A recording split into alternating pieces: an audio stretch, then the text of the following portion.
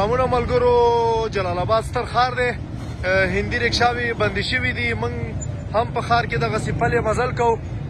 پیغام هم دا دی چې دغه جلال آباد ښار دی، هندي رکشاوې په مکمل ډول باندې په ښار کې بندې شوي دي.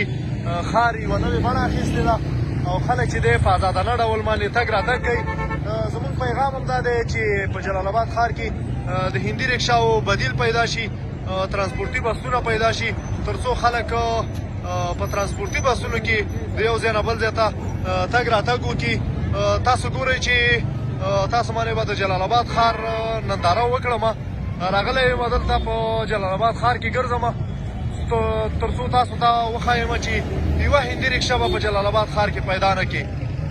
زموږ هیله د موجوده نظام نه هم دا ده چې په جلال آباد ښار کې د هندي رکشاو بدیل پیدا کړي، تر څو خلک د ترانسپورتي بسونو نه استفاده وکړي او په ښار کې دغه ګڼه ګوڼه ختمه شي. او د ښار د ښکلا لپاره باید ښاروالۍ ته پکار ده، د جلال آباد ښاروالۍ ته، تر څو په اصطلاح د جلال آباد ښار د ښکلا لپاره کار وکړي. نو موږ راغلي دغه دی په جلال آباد ښار کې پلې مزل کوو.